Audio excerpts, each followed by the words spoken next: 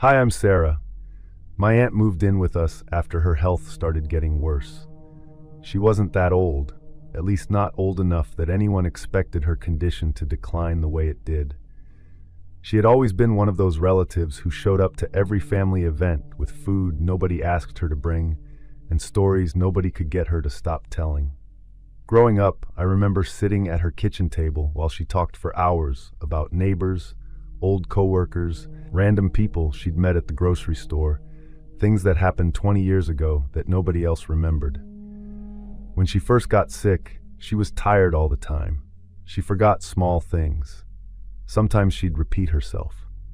The doctors were still trying to figure out exactly what was causing some of her symptoms, and because she lived alone, my parents decided it would be easier if she stayed with us for a while.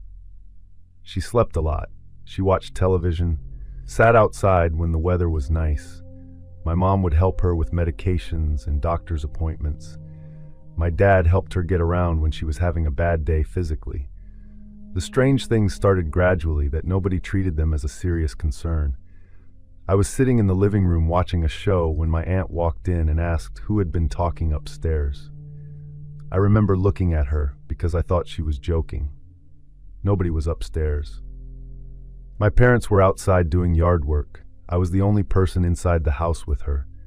When I told her that, she looked confused. She said she had been hearing a man speaking for almost 30 minutes. She was certain somebody was upstairs.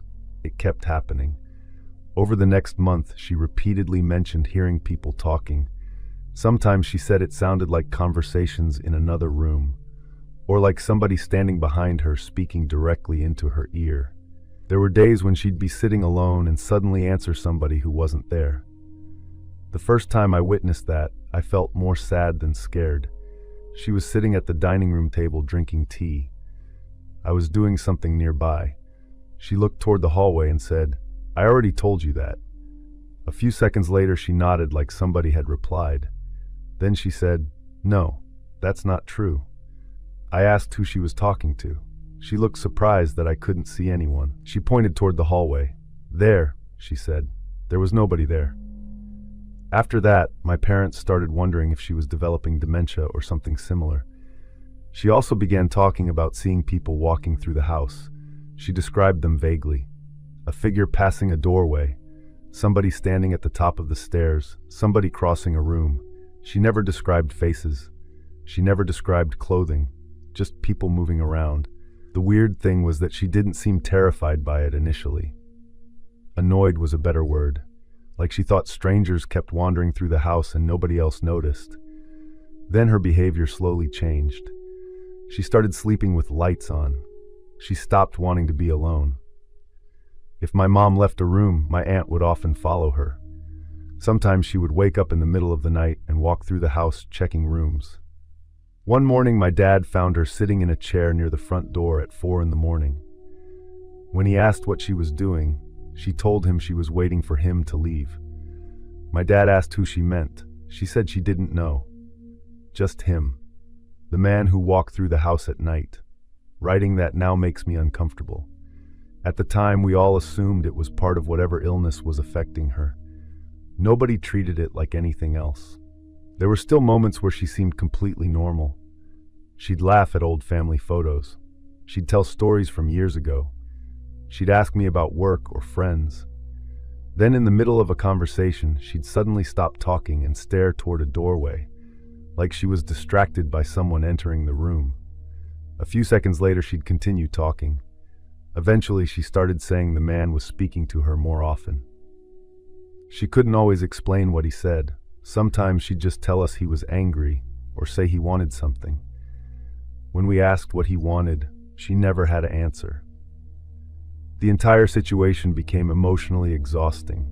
My mom was already stressed from caring for her. My dad was worried about medical bills and appointments. I felt guilty because there were days when I didn't want to be around any of it. Not because I didn't love my aunt. But it was hard watching somebody you care about slowly become a different version of themselves. One evening stands out because it was the first time I felt scared.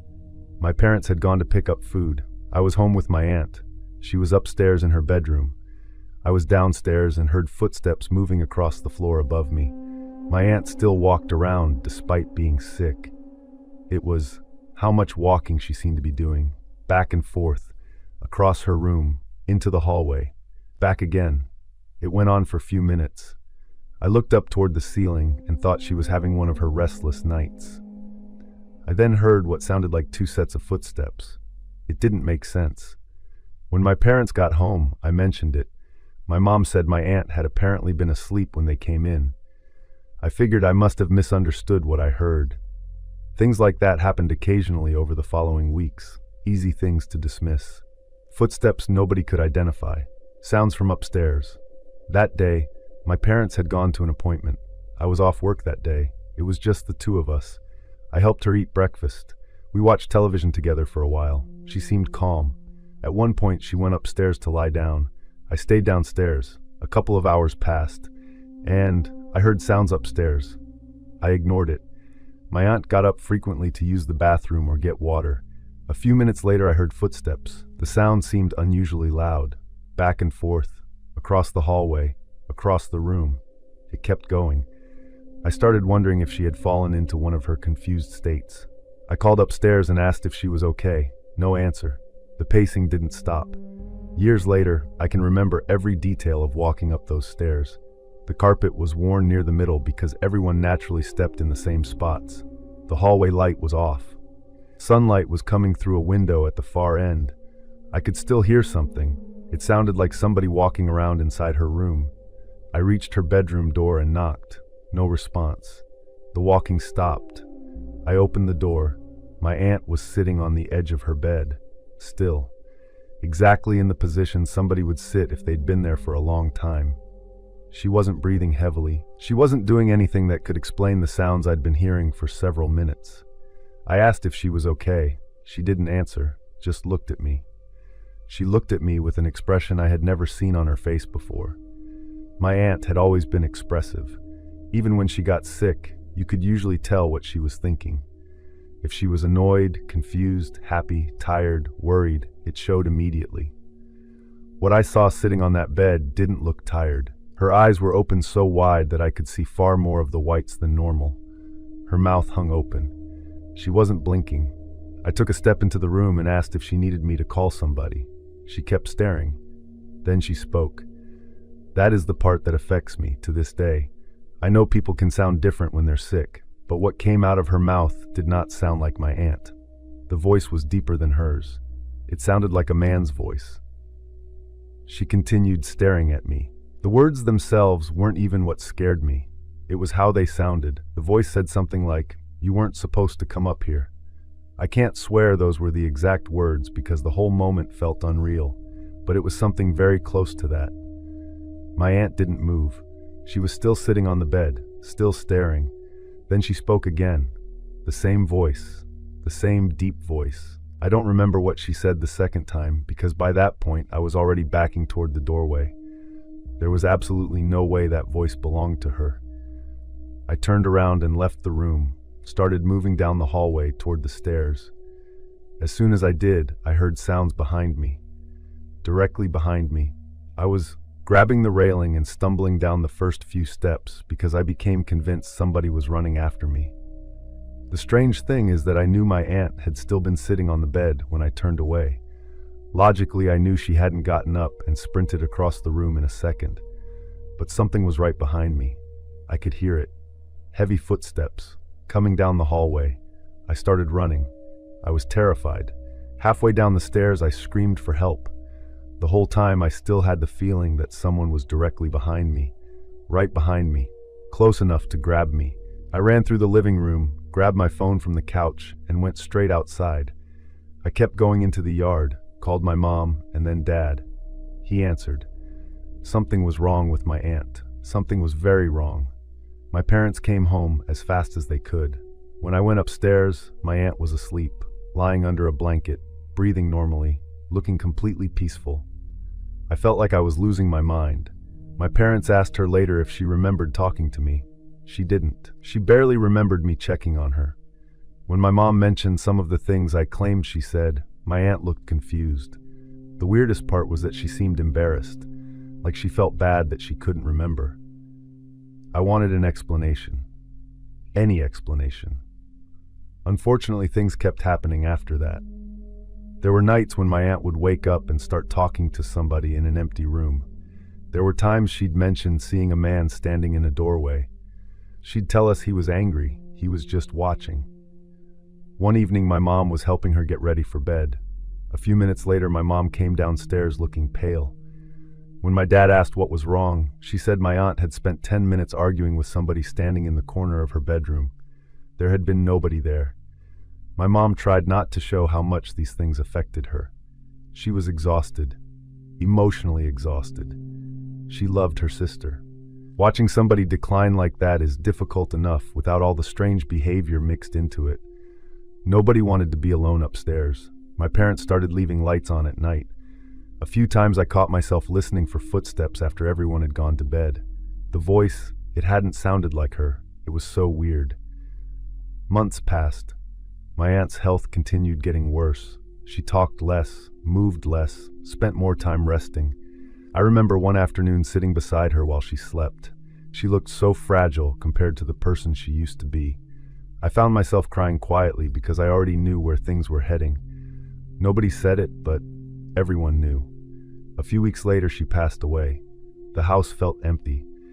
For all the stress and worry and confusion, she had still been family. She had still been my aunt, the woman who made too much food at holidays, the woman who laughed louder than everyone else, the woman who never let anyone leave her house hungry. That was who I wanted to remember, not the frightened version, not the version that spent months talking to people nobody else could see. For a long time after she died, I didn't tell people about what happened upstairs that day. Some would say it was paranormal. I don't know. What I do know is what I heard. I know that voice didn't sound like her. For sure, I heard someone or something moving behind me when I ran down those stairs. I was terrified in a way I've never experienced before. My aunt never remembered it. My parents couldn't explain it. The doctors couldn't explain every strange thing she experienced during those final months.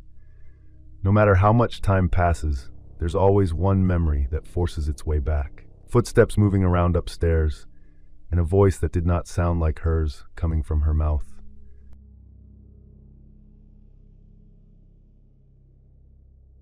I grew up in a town that had one of those places everyone knew about. It was just an abandoned carnival area that had been sitting unused for years. Calling it a carnival is giving the wrong impression because most people picture rides in bright colors. By the time I knew it, everything was faded, rusted, and partially falling apart. Some of the rides had already been removed years earlier, but a few structures were still standing. There were ticket booths, storage buildings, old game stalls, and a larger building that had supposedly been used for events. Most of the paint had peeled off. The signs were barely readable. It looked sad more than scary. When I was younger, though, places like that were impossible to ignore. This happened when a few friends and I were hanging around with nothing better to do. We weren't little kids, old enough. We had spent most of the evening riding bikes around town before ending up near the carnival property. One of my friends suggested going inside because he'd heard they were finally going to tear some of it down. He wanted to look around before it disappeared. The fence had several sections bent down from years of people climbing over it, so getting in wasn't difficult. I remember mosquitoes being absolutely relentless that night. Every few minutes, somebody would slap their arm or neck and complain. The place was bigger than it looked from the road. Once we got inside and started walking between the buildings, everything seemed spread out. Gravel pathways ran through sections of the property. We passed an old ticket booth with shattered windows and a food stand that looked like it had been abandoned in the middle of a workday decades earlier. At one point, we reached a section near the back where several larger buildings stood. Most of them were locked up or boarded over, but there were gaps where people had forced entry before. Some of the doors hung crooked on their hinges. We spent a while walking around that area. That's where we saw the woman. She came out of one of the larger buildings. It barely registered as unusual. The building itself looked abandoned like everything else, but I figured somebody was using it for something. The woman stepped outside and started walking toward a road that ran along the far side of the property. The distance made it hard to see details. I could tell she had long hair and was wearing what looked like a light-colored dress. That's about all I remember. I pointed her out because I was surprised somebody else was there. My friends looked over and said, "Homeless." Nobody spent more than a few seconds thinking about it. The woman disappeared behind another structure, and that was the end of it. Or at least, that's what we thought. We kept exploring. As it got darker, we eventually started making our way toward the front part of the property again. I remember hearing a car somewhere nearby. Roads surrounded parts of the carnival grounds. Cars passed, but this one...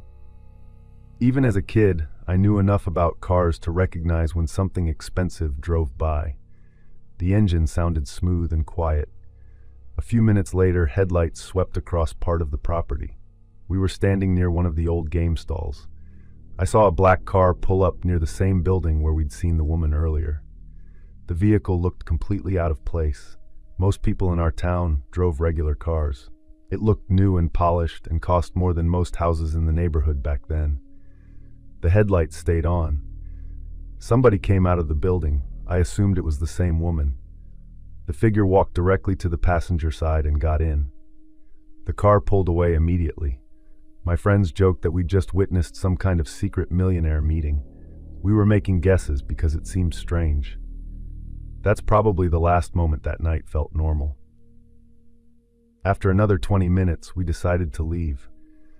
The carnival property wasn't very exciting once the novelty wore off. We'd already seen most of what there was to see. The mosquitoes were getting worse, and everyone was tired. We headed toward the section where we'd left our bikes. The route took us past several buildings and through an area where trees had started growing between sections of cracked pavement. I remember one friend talking about a video game he'd been playing. Then one of them stopped walking. He turned around and looked back toward the buildings. After a few seconds, he said, "I think somebody's behind us." All of us looked. I couldn't see anything. My friend shrugged and started walking again. I happened to glance over my shoulder. This time, I saw someone. A figure was standing near the corner of one of the buildings. The distance was difficult to judge in the dark, but they weren't extremely far away. It was the same woman we'd seen earlier. She appeared to be standing still. I pointed her out. Everyone turned around. The figure remained there for a few seconds, then moved behind the building. The whole thing felt odd. There were plenty of reasons somebody might be there. We kept walking, but we started seeing her repeatedly. Somebody would look back and spot the figure somewhere else, hidden behind one of the smaller buildings. We would lose sight of them completely and then notice them somewhere else. Like they'd been moving whenever we weren't looking. We reached the area near the fence where we'd entered. One of my friends suddenly grabbed my arm and pointed. The figure was closer than we'd seen before, but something off. The shoulders seemed unusually broad. One of my friends quietly said, "That's not a woman." We were all looking at the same thing. The long hair looked more like a wig, like someone wearing a disguise. The person's build looked unmistakably male. Even now, I don't know if that was actually a disguise or just somebody wearing unusual clothing. This person had apparently been following us around the property for quite a while. And now they were standing there watching us. We grabbed our bikes and started moving toward the opening in the fence. We pushed our bikes through the opening and got back onto the road. The figure was still standing near the fence line inside the property, and then started walking toward the same opening we'd used. We started riding down the road. The carnival property sat near several neighborhoods connected by side streets and small wooded areas. For the next few minutes, all I could hear were bike tires rolling over pavement. One of my friends said we were acting weird. He pointed out that we'd basically gotten scared by some random person wearing weird clothes. Looking back, he wasn't wrong. Another friend glanced behind us and stopped talking. We all turned around. The person was there again, like half a block away. Same strange posture. I thought there was no way it could be the same person. We had left several minutes earlier and had been riding the entire time. But there weren't many people out that night, and the figure looked identical. One of my friends said, "How did he get here?" It was unsettling at that point. We got moving again. We pedaled faster. The route toward our neighborhood included a stretch of road lined with trees and a few vacant lots, and suddenly the figure would appear again. The weirdest part wasn't being followed. Sometimes we'd go several minutes without seeing the person. Maybe there were actually multiple people. That made more sense than some of the alternatives we were coming up with. Maybe several people had been hanging around the carnival grounds together, like they were messing with us. The person never spoke. We decided to head home. The four of us lived in the same general area, although not on the exact same streets. Once we reached the neighborhood, we'd naturally split off and go our separate ways. I was like, maybe the night would eventually become one of those stories we'd tell each other and laugh about. There was a small path connecting two streets through a wooded section. At night, it wasn't nearly as popular. We stopped near the entrance. The figure was standing there. I remember the feeling that hit me when I saw it. Believe me, it was not supernatural. It was the opposite. The person looked real. As we rode, we stayed together much more closely than before. We reached the neighborhood where we all lived. One by one, we reached the points where we'd split up. Nobody wanted to be the first person riding alone. We actually argued about the order. In the end, we made sure each person got close enough to home before the others continued. When I got to my house, my parents were still awake. I remember walking inside and trying to explain what had happened. The story sounded so strange.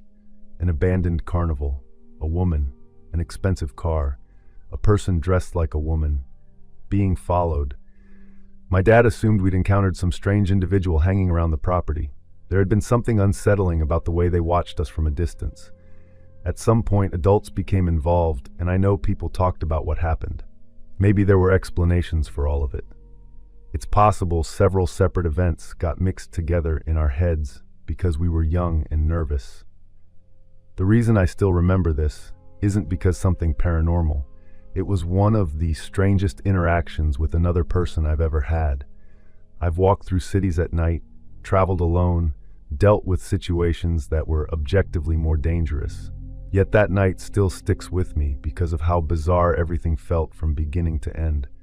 As far as I know, somewhere in that abandoned carnival property, there was a person dressed as a woman. I have no idea what they wanted.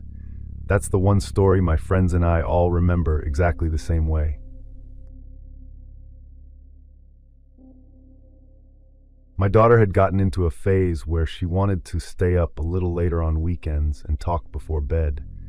She was around 8 at the time and had recently rearranged her room 3 different times in 1 month because she couldn't decide where her desk should go. The room looked different every time I walked in there. On this night, she had me sitting on a beanbag chair beside her bed while she showed me drawings she had done that week. One page had a dolphin wearing sunglasses for some reason, and she spent 5 minutes explaining an entire story she had invented around it. My husband was working late, and I had already finished cleaning the kitchen. We lived in a neighborhood that wasn't particularly busy, but people walked dogs and stuff. I heard a noise outside. We had bushes near the windows, and branches would occasionally scrape the siding when the wind picked up. I glanced toward the window and didn't see anything. The conversation continued. She was showing me another drawing and asking whether the horse looked realistic when I heard another sound. I remember turning my head automatically toward the window. There was a man standing outside looking into the room. Expression on his face, he was smiling. He looked still, almost like he had been standing there watching for a while before I noticed him. I don't remember every detail because everything happened very fast after that. I remember dark hair. I remember his face looking thin. I remember his eyes seemed focused on us rather than looking around. Most of all, I remember that smile. My daughter noticed I had stopped listening to her and looked toward the window too. She said, "Mom, who's that?"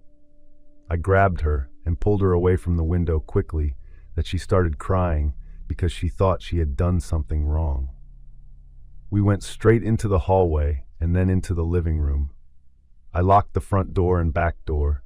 I called my husband. I was panicking. Then I called the police. I kept looking toward the hallway. I don't remember very well anymore because my attention was split between the phone and watching every window in the house. I checked the daughter's room again from the hallway, but stayed far back from the window. The man was gone. Police arrived fairly quickly. My husband came home. Nothing was found. It could have been someone passing through the area who saw the lights on and did something stupid. I desperately wanted one of those explanations to make sense. The problem was the window. To get where he had been standing, he would have needed to come into our yard and walk alongside the house. It wasn't a place someone would normally pass through by accident. Our daughter asked if the smiling man would come back. We told her no. Neither of us wanted her scared in her own house. Privately, we were both uneasy. The first week after it happened felt tense, but nothing else occurred. Then another week passed. Maybe it really had been some random person. About 2 weeks after the window incident, my daughter was spending the afternoon with friends from school. One of their parents had taken several kids to a local activity center and then planned to bring them home later that evening. My husband was at work. I had the house entirely to myself. I enjoyed having a few quiet hours because that didn't happen often. The weather was warm, and I remember opening a few windows earlier in the day because the air outside felt nicer than the air conditioner. I heard somebody say my name and assumed it was a neighbor. We knew several people on our street, and it wasn't unusual for someone to call out if they wanted to ask a question or return something they borrowed. I walked, expecting to see someone near the front yard. I heard my name again. The sound seemed to come from behind the house. I looked through the back window. The yard appeared empty, but someone was definitely calling me. The back portion of our property bordered a wooded area. Near the edge of those trees stood a man. The second I saw him, my stomach dropped. It was the same man. His face I knew. He lifted one arm and slowly motioned for me to come toward him, repeatedly signaling for me to come closer. I froze near the window.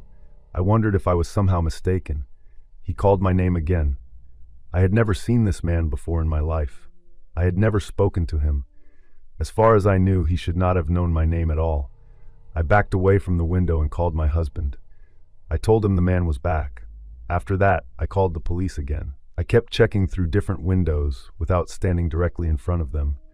The man remained near the trees for a few minutes. Every time I looked, he seemed to be watching the house.